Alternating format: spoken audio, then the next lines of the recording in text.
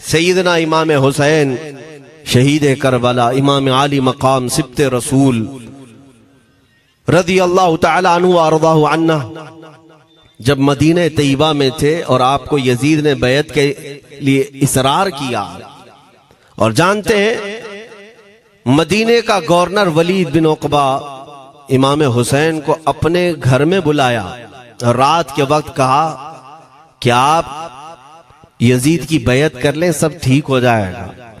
आपने एक तारीखी जुमला फरमाया था, आज वो सब मुसलमानों को याद होनी चाहिए। इमाम हुसैन ने ये नहीं कहा मैं हुसैन रसूलुल्लाह का नवासा यजीद की बैत करूंगा फासिक व फाजिर की, ये नहीं कहा आपने। तवज्जो चाहता हूं, आपने ये नहीं फरमाया, बल्कि ये फरमाया मुझ जैसा उस जैसे की बैत कैसे कर सकता है। ये क़यामत तक आने वालों के लिए मैसेज है, हुसैन जैसा कभी भी यजीद जैसे की बैत नहीं कर सकता, और ना ही वैसों की ताकत को वो मान सकता है। और अल्हम्दुलिल्लाह हमारी माओ ने बचपन से हमें हुसैन को ही सुनाया है, यजीद को नहीं। इसलिए आज अगर किसी तख्त पर यजीद बैठा हो तो हमें डर नहीं लगता इस बात का कि वो गर्दन उड़ा देगा, हमें इस बात का खौफ नहीं लगता कि फांसी पर चढ़ा देगा। हमें इस बात का यकीन है कि अगर हमारे टुकड़े भी हो जाएंगे तो इंशाअल्लाह हमारी रूह करबला जरूर पहुंचेंगी। इमाम हुसैन के साथ क़यामत के दिन उठाए जाएंगे, हक बात करते हुए अगर दुनिया से जाएं। अजीज़ान गिरामी वक़ार, मैं तारीख की चंद झलकियां आपके सामने रखूंगा। मुझे हुक्म भी हुआ है, बहुत जल्दी वक्त खत्म हो जाएगा, समेटना है। मैं चंद मिसालें आपके सामने रखता हूं। ताकत किसे कहते हैं, कुव्वत किसे कहते हैं। जिम में जाकर बॉडी बनाने वाला ताकतवर है, काजू बादाम खाने वाला ताकतवर है, मुक्के मारने वाला ताकतवर है। कौन है ताकतवर? ताकत किसे कहते हैं? मेरे अजीजों, असल ताकत तो ये है कि तुम इस्तेमाल अपने हाथ पैर कुछ भी ना करो, लेकिन खलबली दूसरों में मची रहे। ये असल ताकत है, ये रब ताला की तरफ से दी हुई होती है इनाम में। वरना आप सोच सकते हैं कि हुसैन आजम के साथ जो लोग आए थे वो कुल काफिला कितना था। अलग अलग रिवायतें, इमाम हुसैन के साथ 135 लोग थे, बाज रिवायात में है 96 थे, 96 लोग थे, बाज रिवायत में 82 थे। शहीद होने वालों की तादाद 72 है। लेकिन इस बात पर अक्सर उलमा मुहद्दिसीन का ख्याल है कि 82 लोग थे, 82 लोग थे। 82 के मुकाबिल में कितने लोगों को आना चाहिए रास्ता रोकने के लिए? अगर किसी आम आदमी से भी पूछे तो डबल कर दो, ट्रिपल कर दो, 4 गुना ज्यादा कर दो। नहीं, 82 को रोकने के लिए पहले 1000 लोग आए, फिर वो 1000 के बाद 4000 प्लस आए, 5000 लोग सिर्फ 82 लोगों को रोकने के लिए आए रास्ता। फिर ये लोग 4 दिन तक रास्ता रोकते ही रहे, 5000 लोग मिलकर। 10वीं मुहर्रम होने से पहले पहले फिर तकरीबन 16000 लोग आए, यानी तकरीबन पूरे टोटल मिलाकर 22000 के करीब, 21000 समथिंग कुछ। 22000 की फौज क्या माने रखती है? किसको रोकने के लिए? 82 लोगों को। इसी से समझ में आता है असल ताकत किसे कहते हैं। ताकत इसी को कहते हैं कि उधर 3 दिन के भूखे और प्यासे हैं, उनके खीमों में साजो सामान भी नहीं, जंग के असबाब भी नहीं, और वो जंग की नीयत से भी नहीं गए। उसके बावजूद 22000 के सीनों में जो खलबली मची है, दुनिया इसी को समझ नहीं पा रही है। अगर दुनिया ये समझती है क्वांटिटी का नाम ताकत है तो हम उसको रद्द करते नहीं, क्वालिटी का नाम ताकत है। ईमान ये असल ताकत है। और एक तारीखी बात मैं आपके सामने रखता हूं। इमाम हुसैन का रास्ता रोकने के लिए सबसे पहले यजीद की फौज से जो शख्स आया था उसको हुर बिन यजीद कहते हैं। हुर बिन यजीद अर्रियाई 1000 का लश्कर लेकर के ये इमाम हुसैन का रास्ता रोकने आए। 2 दिन तक इधर उधर घुमाते रहा, और जब जब नमाजें होती रही, इमाम हुसैन मुसल्ला इमामत पर हैं और ये यजीदी इक्तिदा भी कर रहे हैं। हर जमात इमाम हुसैन के पीछे हो रही है। लेकिन मैं आपको बताता हूं 10वीं मुहर्रम से पहले इमाम हुसैन ने खुतबा दिया और यजीदियों से कहा, क्या तुम मेरी हैसियत को नहीं जानते?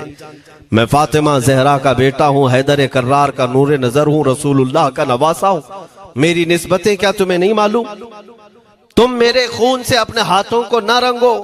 मैं तुम्हारे पास ऑप्शन रखता हूं, मैं इस रास्ते से अपने वापस मदीने की तरफ जाता हूं या किसी साहिल की तरफ या दिमश्क जाऊंगा। जंग करना नहीं चाहता तुमसे। ये 3 ऑप्शन जब इमाम हुसैन ने रखा तो यजीदियों ने एक को भी कबूल नहीं किया। वो जंग करना ही चाहते थे, इमाम हुसैन के खून के साथ खेलना ही चाहते थे। लेकिन जो हुर बिन यजीद है, तवज्जो चाहता हूं, जो खुद इमाम हुसैन का रास्ता रोकने के लिए आया, उसके दिल में ये बात आई और उसने आकर के 10वीं मुहर्रम को यजीदियों से कहा, मियां मान लो हुसैन की बात, 3 में से कोई एक बात मान लो, हम जंग नहीं करना चाहते, वो रसूलुल्लाह के बेटे ही तो हैं। तो सारे जो सिपह सालार बड़े बड़े थे, अम्र बिन साद, शिमर वगैरह, हुर बिन यजीद से कहने लगे, तुझे कौन कहता है फैसला करने के लिए? तू सिपाही है, 1000 की नफरी तेरे साथ दी गई है, बस अगर तुझे हमारे साथ रहना है तो मैदान में जमा रह, वरना चला जा, तू सुलह की बातें मत कर। हुर बिन यजीद उसी दिन 10वीं मुहर्रम को उन यजीदियों से कहता, अच्छा अगर तुम मेरे इस बात को नहीं मानते तो तुम्हारी सिपह सालारी तुम्हें मुबारक, मैं हुसैन के खीमे में जा रहा हूं। जो यजीद की तरफ से आया था वो किधर चला गया? मौला हुसैन के खीमे में। कब? सिर्फ 10वीं मुहर्रम, एक रिवायत में 9वीं मुहर्रम को, एक दिन पहले इमाम हुसैन के खीमे में आया, दस्तबोसी की, माफी मांगी और इमाम हुसैन ने कहा, अब तुम जा सकते हो अपने घर।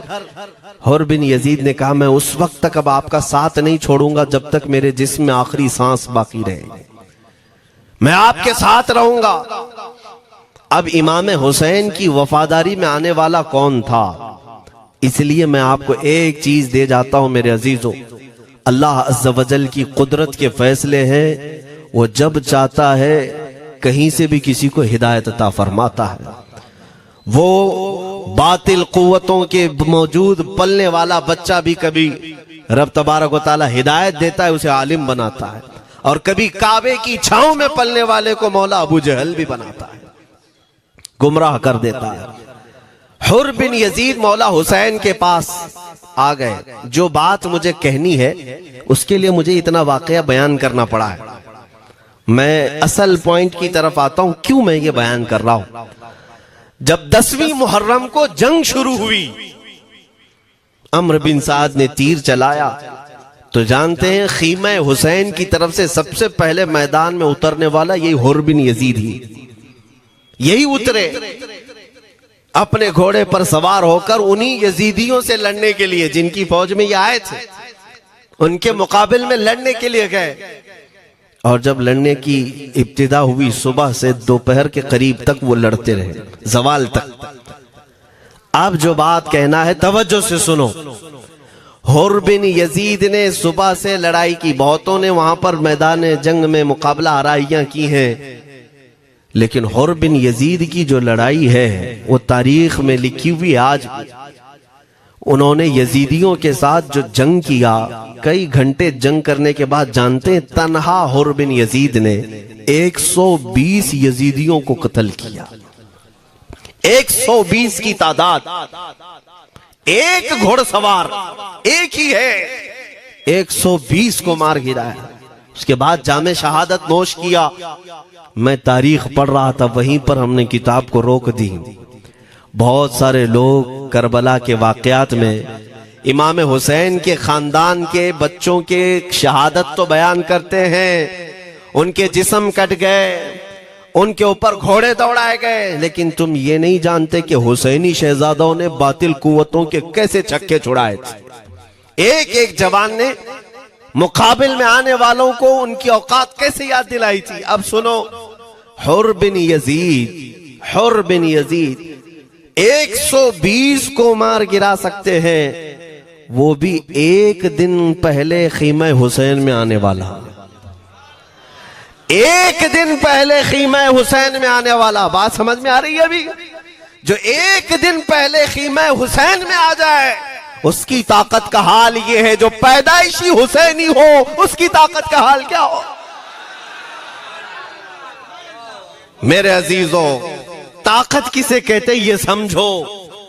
यह और बात है कि लोगों को अपनी ही औकात मालूम नहीं, अपनी हैसियत मालूम नहीं है। होता क्या है मैं आपको बताऊं। अल्लामा अब्दुल मुस्तफा आजमी साहब ने एक बड़ी प्यारी बात लिखी है। वो गुजरात के हालात बहुत अच्छी तरह से जानते थे। आपने एक बहुत अच्छी बात लिखी जो हमारे तमाम चीजों से या आज के जमाने में ये चीज मैच होती है। एक ताजिर तिजारत करने के लिए निकला, उसके पास कुछ कीमती हीरे थे, कीमती हीरे थे, और वो हीरों की तिजारत करता था। और एक चोर उसके पीछे पड़ गया, और वो चोर रोजाना वो चोरी करने के चक्कर में रहता था कि जब रात को ये ताजिर सोए तो मैं ये हीरे निकाल लूंगा। लेकिन 2-3 दिन जब जब वो ताजिर सोता था वो पूरे हीरे चेक करता था, कहीं नहीं मिलते थे। थक गया चोर। 3 दिन के बाद उस ताजिर को उसने पूछा, चोर ने कहा कि तुम हीरे रखते कहां हो? दिन भर तो तुम्हारे पास होते, रात में कहां जाते? तो उस ताजिर ने कहा, अकल का अगर तू इस्तेमाल करता तो तुझे बात समझ में आती। रोजाना मैं तेरे ही जुब्बे में रात को ये हीरे रखकर खुद सो जाता था। वो अपना नहीं तलाश करता, इसका तलाश करता। बिला तशबीह हो बिला तमसील। मेरे अजीजों, तुम्हारे पास जो ताकत है तुम्हें उसका अंदाजा नहीं। तुम जो मोहब्बत मुस्तफ़ा सल्लल्लाहु अलैहि वसल्लम की शमा अपने सीने में रखते हो, मौला करीम का वादा है तुम्हारे साथ, काना हक्कन अलैना नस्रुल मोमिनीन। रब ताला फरमाता, हमने अपने ऊपर लाजिम कर लिया है कि ईमान वालों की मदद करें। और हमने मदद देखी है, रब ताला की मदद देखी है। आज के इन हालात में मुझे बताओ, भौंकने वाले भौंक ही रहे हैं, बाकी तुम्हारा क्या बिगाड़ लिया, क्या तुम्हारा खराब किया? बस ये है कि तुम अपने अंदर खलबली मत मचाओ और ज्यादा खौफ और हिरास में मत जियो। अल्हम्दुलिल्लाह मुसलमान है, मोमिन है, किसी चोर कौम से तुम्हारा रिश्ता नहीं है। तुम दुनिया की उस अजीम कौम हो जो सिर्फ और सिर्फ अपने रब ताला के हुजूर झुकती है, और अपने रब तबारक व ताला के हुजूर ऐसे झुकती है। मैं चैलेंज के साथ कहता हूं, पूरी दुनिया में कोई कम्युनिटी, कोई कौम ऐसी नहीं है जो अपने खुदा को देखने के बाद ही झुकती है। जिसकी भी जाओ, उनके खुदाओं की तस्वीर वहां पर सामने होती तभी झुकते हैं। वो चाहे ईसाई हो, यहूदी हो, कोई भी हो, उन्होंने कोई ना कोई या मूर्ति बनाई है या तस्वीर बनाई है, तब वो झुकते हैं। तन्हा तुम ईमान वाले हो जो आज तक अपने खुदा को देखा नहीं लेकिन हर दिन सजदा करते हो, तुम्हारा ये ईमान है। और कुरान में शुरू में ही अल्लाह ताला ने जो तारीफ फरमाई सूरह बकरा में, युमिनून बिल गैब, अल्लाह फरमाता है ये वो लोग हैं जो गैब पर ईमान रखते हैं, देखा नहीं। और दुनिया में करोड़ों मस्जिदें होंगी, किसी मस्जिद में अल्लाह की तस्वीर है? किसी मस्जिद में?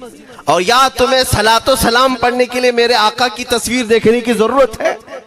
यही तो तुम्हारा ईमान है मेरे अजीजों। मेरे आका को हमने दिल में बसा रखा है, और जब हुजूर पाक की याद आई, बगैर तस्वीर देखे हम खड़े हो जाते हैं। और उनकी मोहब्बत वैसी होती है, हमें किसी तस्वीर और मूरत को देखने की जरूरत भी नहीं होती। तुम्हारी खुसूसियात बहुत हैं। अल्लाह रब्बुल इज्जत ने तुम्हारी पेशानियों को महफूज रखा है, किसी अहरे गैरे के सामने झुकने नहीं दिया। पेशानी मुकद्दस है तुम्हारी। हाँ, ये तो नहीं है कि तुम किसी दरख्त पर भी चले जाओ, पत्थर पर भी चले जाओ, चूहे पर भी झुक जाओ, सांप पर भी झुक जाओ, नहीं है। एक सहाबी हैं, ईमान लाने के बाद वो कहते हैं, या रसूल अल्लाह सल्लल्लाहु अलैहि वसल्लम, दो वाकयात ऐसे हैं जो जमाने जहालत में हम करते थे। एक वाकया याद करता हूं तो रोना आता है और एक वाकया याद करता हूं तो हंसी आती है। हुजूर ने फरमाया वो दोनों क्या है बताओ। उन्होंने कहा पहला वाकया तो ये है जिसको याद करके रोता हूं कि जवानी में जब हमारे घर बेटी पैदा होती थी तो हम उसका गर्दन मरोड़ कर दफन कर देते थे। आज मुझे वो बात याद आती है तो रोना आता है कि हमने ऐसे कई बच्चियों को दफन कर दिया। अरब वाले दामाद बनाना नहीं चाहते थे और बेटियों को पहले ही मार देते थे। ये वो सहाबी कहते हैं अब याद आती है बात तो रोना आता है। मेरे आका सल्लल्लाहु अलैहि वसल्लम ने फरमाया फिर हंसी किस बात पर आती है। कहते हैं जमाने जहालत में हमारे खुदा जो होते जिनकी हम इबादत करते थे तो जब सफर में जाना होता था तो आटा गूंद करके खुदा बना लेते थे, क्योंकि सफर में जाना है और हर जगह उनको साथ में रखना था खुदा को। वो साहब ही कहते हैं सफर के खुदा और होते थे, हवा का अलग, पानी का अलग, मिट्टी का अलग, सब लेकर के चलते थे। फिर हुजूर ने फरमाया हंसी किस बात पर आती है। वो कहते हैं बीच रास्ते में अगर खाना खत्म हुआ तो कभी खुदा का हाथ तोड़ के खाते थे, कभी पैर तोड़ के खाते थे। अरे मेरे अजीजों 1400 साल बाद आज जब आप हंस रहे हैं उस सहाबी को तो इस बात पर हंसी आती होगी। मैं ये बात सिर्फ इसलिए अर्ज कर रहा हूं कि शुक्र मनाओ अल्लाह रब्बुल इज्जत का कि तुम्हें रब तबारक व तआला ने उस कौम में पैदा किया है जिसका माथा सिर्फ वहदहू ला शरीक की बारगाह में झुकती है। तुम ईमान वाले हो। और मैंने आयत यही तिलावत की खुतबे में, वला तहीनु वला तहज़नु व अंतुमुल अअलौना इन कुंतुम मुमिनीन। घबराओ मत, परेशान मत हो, तुम सबसे ज्यादा सरबुलंद रहोगे अगर तुम ईमान वाले हो। ये कुरान की आयत है। ईमान किसे कहते हैं? ईमान किसे कहते हैं? यानी अल्लाह ने फरमाया अगर तुम ईमान वाले हो तो सबसे ज्यादा कामयाब हो। अब हम पूछते हैं रसूल पाक से ईमान किसे कहते हैं? मेरे आका की जुबान से सुनो, ला युमिनु अहदुकुम हत्ता अकूना अहब्बा इलैहि मिन वालिदिही व वलदिही वन्नासी अजमईन। हजरत अनस से रिवायत है, हुजूर पाक सल्लल्लाहु अलैहि वसल्लम फरमाते हैं तुम में से उस वक्त तक कोई कामिल ईमान वाला नहीं हो सकता जब तक अपने वालिदैन, अपने बच्चे, अपने और सारे इंसानों से ज्यादा मैं उसके नजदीक महबूब ना बन जाऊं। हुजूर से कामिल मोहब्बत जब तक ना करोगे तब तक ईमान भी कामिल नहीं है। खुलासा कलाम यही है कि मोहम्मद से वफा तूने तो हम तेरे हैं, ये जहां चीज है क्या लौह कलम तेरे हैं। बस इसी बात पर आपको आना है। इकबाल भी ये कहता है मैं जर्मनी गया, यूरोप का सफर किया, वहां की तरक्कियों को देखा और वो लोग बहुत आगे बढ़ रहे थे। मैं इसीलिए सफर किया कि मैं वहां तहकीक करके आऊं, देखूं, अपनी कौम को आकर के मैं बताऊं मुसलमानों को कि किस फील्ड में तुम जाओगे तो कामयाब होंगे। साइंस में, फिजिक्स में, ज्योग्राफी में, केमिस्ट्री में, मैथ्स में, कौन सी फील्ड में तुम जाओगे तो ज्यादा माहिर होगे। कई साल इकबाल ने वहां की खाक छानी, तहकीकात किया और वापस जब आया अपनी कौम की तरफ, अल्लामा इकबाल कहते हैं मैं सारी दुनिया वहां की यूरोप की छान करके आया, यही देखने गया था कि मेरी कौम किस मैदान में उतरे तो कामयाब होगी। तो लोगों ने पूछा क्या वो तुम्हें राज मिल गया? वो कहते हाँ मुझे राज मिल गया। लोगों ने पूछा किस मैदान में उतरे? तो इकबाल कहता है मैं तो राज को पहुंचा, अपनी कौम को बताता हूं तुम्हारी तरक्की का राज सिर्फ इतना ही है कि मोहम्मद से वफा तूने, कि मोहम्मद से वफा तूने तो हम तेरे हैं। ये जहां चीज है क्या लौह कलम तेरे हैं। सारी कामयाबी का असल राज मेरे आका से बेइंतहा मोहब्बत है। मैं दीनी शख्सियात की बात अपनी जगह पर, जो जिसको आप दुनियावी उलूम कहते हैं, लाओ मैथ्स का कोई बहुत बड़ा माहिर रियाजीदान या कोई साइंटिस्ट आपको ऐसा लगता हो, लाओ मेरे आला हजरत इमाम अहमद रजा फाजिल बरेलवी के सामने। जानते हैं आप उस आला हजरत फाजिल बरेलवी ने 55 उलूम पर अपनी तहकीकात लिख दी हैं। बाकी जानते कितने थे वो अल्लाह ही बेहतर जाने। एक बात मैं आपको बता रहा हूं, मैथ्स में, मैथमेटिक्स में उनके पास ऐसी ऐसी इजादात थी। एक किताब आला हजरत ने लिखी है ज्योमेट्री पर, आज के बच्चे जो कॉलेज पढ़ते हैं वो जानते होंगे। ज्योमेट्री की भी कई उसमें अकसाम लिखी गई हैं, और आला हजरत ने एक किताब लिखी है कश्फुल इल्ला अन सिमतिल क़िबला, क़िबला पहचानने का इल्म। तुम तो आज वो कंपास लेकर के पहचानते हो ना, अब तो मोबाइल में आ गया, मोबाइल को घुमाओ, इधर दिखा रहा उधर, उधर दिखा रहा उधर क़िबला। मेरे अजीजों, इस्लाम मशीनों से नहीं चलता है। इसका सेल चला गया तो क्या तुम्हारा इस्लाम चला जाएगा? इसकी बैटरी चली गई तो क्या तुम्हारा दीन चला जाएगा? नहीं, इस्लाम मुकम्मल कवायद और ज़वाबित के साथ है। सारी मशीनें खत्म भी हो जाएं, इस्लाम ने तुम्हें कायदे बनाकर दिखाए हैं, प्रैक्टिकल। ये क़िबला पहचानने का इल्म होता है। शहर का तूलुल बलद अर्जुल बलद देखना होता है, बहुत सारी उसमें चीजें, उसकी सतह समंदर से ऊंचाई कितनी है, फिर सितारों को देखा जाता है, फिर पहचाना जाता है क़िबला, उसको हिसाब में लगाया जाता है। आला हजरत ने ये जो किताब लिखी पूरे 1400 साल में है आला हजरत की ये किताब, जिसमें 10 कायदे खुद उन्होंने इजाद किए, उनसे पहले किसी ने नहीं लिखी, खुद उन्होंने इजाद किए।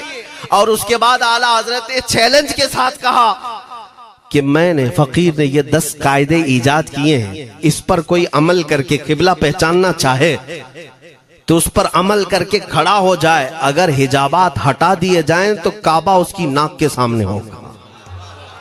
आला हजरत ने लिखा है काबा ऐन उसकी नाक के सामने होगा।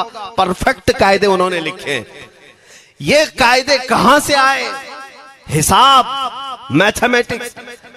जो अलीगढ़ के प्रोफेसर अपने फंसे हुए मसाइल हल करने के लिए आला हजरत के पास आए, वाकयात आपने सुने होंगे। अब मैं आपसे कहता हूं, एक बहुत बड़े प्रोफेसर साहब अलीगढ़ के, वो लंदन या ऑक्सफोर्ड जा रहे थे या जर्मनी जा रहे थे कुछ मैथ्स के फंडे हल करने के लिए। आला हजरत के खलीफा ने उन्हें मशवरा दिया कि चले मौलाना अहमद रजा साहब बरेली में रहते हैं, उनसे बात कर लेंगे। पहले तो उन्होंने मजाक उड़ाया, मौलवी लोगों का काम है, प्रोफेसर जिसमें फंसा हुआ है। उन्होंने कहा लंदन और जर्मनी जाने में जितना खर्चा आता है उससे कम ही बरेली को लगता है, एक बार ट्राई कर लीजिए। वो आए आला हजरत के यहाँ, वो मौलाना सैयद सुलेमान साहब के कहने पर जब आला हजरत के पास आए, असर का वक्त था, अजान हो चुकी थी, आप मस्जिद की तरफ जा रहे थे। प्रोफेसर साहब से मुलाकात हुई। आला हजरत ने पूछा कैसे आना हुआ? उन्होंने कहा एक बहुत पेचीदा मसले में फंस गया हूं, मैथ्स का, रियाजी का, हिसाब का हल नहीं होता, इसके लिए मैं बाहर का सफर कर रहा था। आपके शागिर्द मौलाना सुलेमान साहब ने कहा कि आपसे मिलने। आला हजरत ने कहा दिखाएं क्या मसला है? उन्होंने कहा इतने शॉर्ट टाइम में ये हल नहीं होगा, नमाज के लिए आप जा रहे हैं। आला हजरत ने फरमाया फिर भी दिखाओ। आला हजरत को उन्होंने वैसे ही खड़े दिखाया।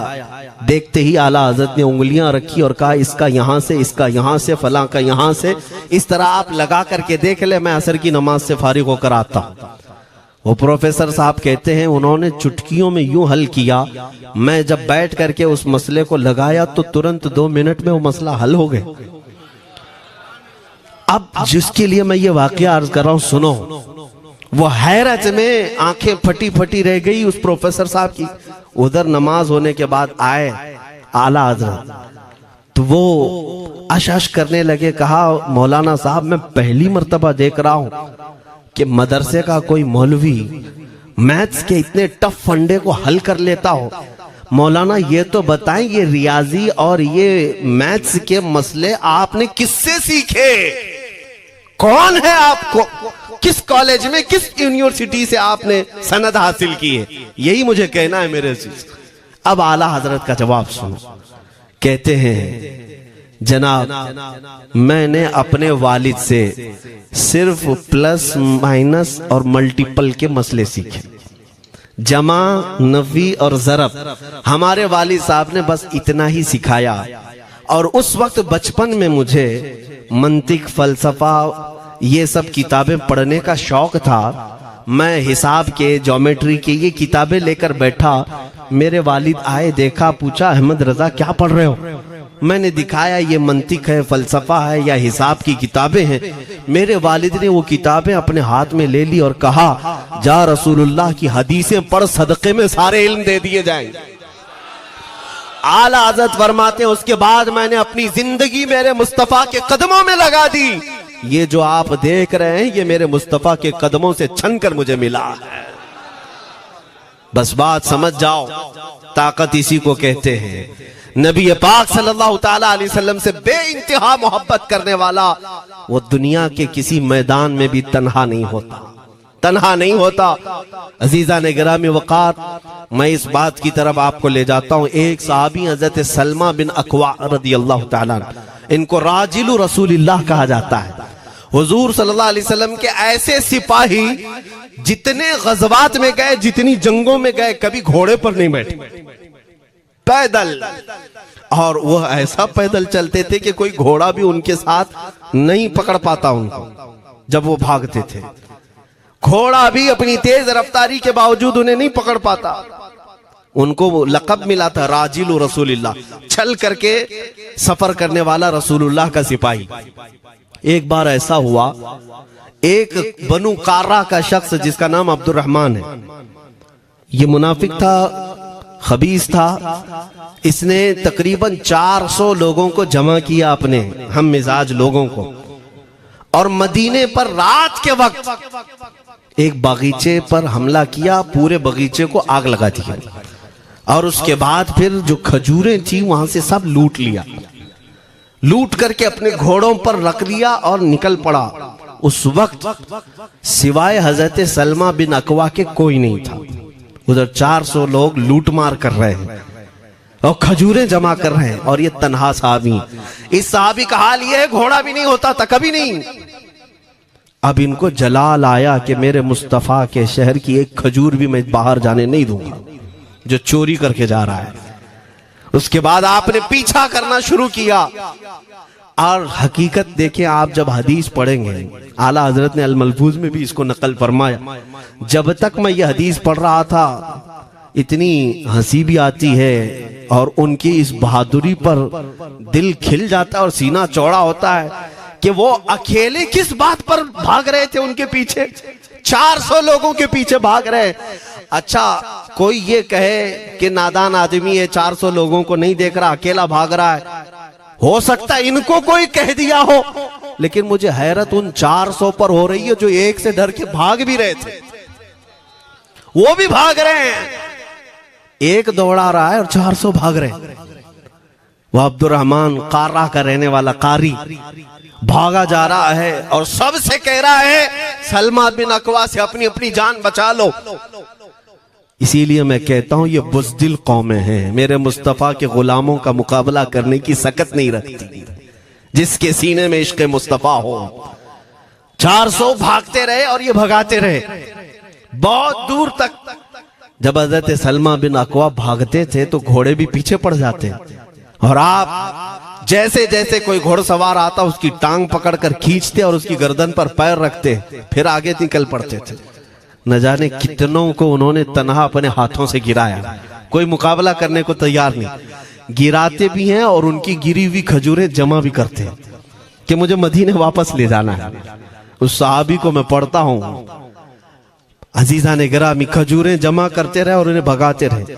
आखिर में वो 10-10 की टुकड़ियों में बदल गए। वो अब्दुर्रहमान कार्रा का रहने वाला कहने लगा, एक साथ मत भागो, ये अकेले सबको भगा रहा है, 10 इधर जाओ, 10 उधर जाओ, 10 उधर जाओ। जालिमों, पलट कर मेरे मुस्तफा के गुलाम का मुकाबला करके देखते हैं, लेकिन किसी से नहीं हुआ। वो पहाड़ की चोटियों में चले गए। हजरत सलमा बिन अकवा पहाड़ पे भी चढ़ने लग गए। तो अब्दुर्रहमान कार्रा वो कहता है वहीं से चीख करके, सलमा बिन अकवा तुमको क्या चाहिए, क्यों पीछा कर रहे हो? कहा, मैं शहर रसूल की एक खजूर भी जब तक तुम्हारे पास होगी पीछा करता रहूंगा। उसने वहीं से अपने सारे साथियों को पुकार कर कहा, सारे लोग खजूरें फेंक दो, अपनी जान बचा लो। सबों ने खजूरें दे दी। हजरत सलमा बिन अकवा पूरी खजूरें जमा की है, कितनों को रोनते हुए वापस आने लगे।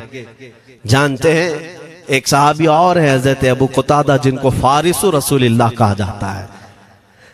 उनका घोड़ा दौड़ता हुआ, उनको दौड़ाता हुआ हजरत अबू कुतादा उस पर हैं और 10 लोग और साथ हैं। वो हजरत सलमा बिन अकवा की मदद के लिए आ गए। जब वो आए तो ये अक्सर को तो गिरा चुके थे, खजूरें ले भी चुके थे। हजरत अबू कुतादा 10 सहाबा के साथ जब आए, हजरत सलमा बिन अकवा की और मदद हो गई। अब ये मदीने आने लगे तो तवज्जो चाहता हूं। हजरत सलमा बिन अकवा ने पूछा, मैं तो अकेला दौड़ा रहा था, कोई मुझे न देखा था, न ये वाकई की किसी को खबर थी, तुम यहां तक कैसे आए? तुमको किसने भेजा मेरी मदद के लिए? मुसलमानों याद रखो, मेरे मुस्तफा की वफादारी में जब कोई निकलता है तो कहां से मदद आती है अंदाजा भी नहीं होता। हजरत सलमा बिन अकवा ने उनसे पूछा अबू कुतादा से, तुम आए कैसे? हजरत अबू कुतादा ने जो जवाब दिया वो और ताज्जुब का था। कहा, हमने नहीं देखा, हमको मालूम भी नहीं तुम किसके साथ गए हो, हमें ये वाकया भी नहीं मालूम, लेकिन हम अपने खीमे में बैठे थे, हमारा ये घोड़ा दौड़ता हुआ है, ये घोड़ा दौड़ता हुआ आया और दोनों पैर बार बार उठा करके हिनहिनाने लगा। मेरा घोड़ा ऐसा कभी करता नहीं, वो जिहाद में जाने वाला घोड़ा है, फरमाबरदार है। अबू कुतादा ने उसको सहलाया लेकिन फिर भी वो खामोश नहीं हुआ। हजरत अबू कुतादा कहते, मैं पहचान लिया, वो अपनी पीठ पर मुझे सवार करना चाहता है। मैं इसकी पीठ पर बैठ गया। मेरे साथी भी ताज्जुब में थे, इतनी वक्त गुजर जाने के बाद घोड़े को न भूख लगी है न प्यास लगी है, ये कहां ले जा रहा है? अबू कुतादा कहते, ये घोड़ा है जो तुझ तक हम सबको ले आया है। हजरत सलमा बिन अकवा ने कहा, हाँ मुझे याद है, जब मैं उन 400 को दौड़ा रहा था तो तुम्हारा घोड़ा मुझे देख रहा था। पता ये चला दुनिया का हर जानवर भी मेरे मुस्तफा का वफादार है। अगर तुम नबी पाक सल्लल्लाहु अलैहि वसल्लम की इज्जत व हुर्मत के लिए उठते हो तो चूंटियां अपने सुराख में तुम्हारे लिए दुआ में मशगूल हो जाती हैं, मछलियां पानी में तुम्हारे लिए दुआएं करती हैं। अजीज़ान गिरामी वक़ार, आज मैं अपने जुमलों को समेटते हुए ये बात कहता हूँ, धोराजी की सरजमीन मैंने कभी सुना नहीं या कभी आपसे मुलाकात नहीं की, लेकिन इतना बड़ा मजमा हमें जो सुनने के लिए बैठा है, लोग मुसाफे के लिए आए, फूल हार पेश किए, टूट पड़ते हैं मुलाकातों के लिए। मैं अक्सर जलसों में भी और अपने प्रोग्रामों में ये कहता हूँ, मुझे जो आप इज्जत की निगाह से देखते हैं या मिलना चाहते हैं या देखना चाहते हैं या सुनना चाहते हैं, तो वो इसलिए नहीं है कि किसी बाप का, बड़े बाप का बेटा है या किसी सियासी पार्टी का नेता है। आपकी जो मोहब्बत है वो सिर्फ इसलिए है, ये नाज ये अंदाज हमारे नहीं होते, झोली में अगर टुकड़े तुम्हारे नहीं होते, या रसूल अल्लाह, जब तक के मदीने से इशारे नहीं होते, रोशन मेरी किस्मत के सितारे नहीं होते। जो कुछ भी इज्जत मिली है हमें आज, वो किसी और सलाहियत की वजह से नहीं। साफ मैं बता देता हूं, मैं मुकर्रिर आदमी नहीं, मैं खतीब आदमी नहीं, मैं वो शोलाबार मुकर्रिर नहीं हूं कि जिनकी तकरीरों से लोग बहुत ज्यादा नफा उठाते हो। मैं तो तालिब इल्म आदमी हूं। मेरे आका सल्लल्लाहु ताला अलैहि वसल्लम के लिए इतनी वफा करना जानता हूं कि मैंने यह अहद कर लिया है, मेरे जिस्म में जब तक खून बाकी रहेगा एक भी सालिम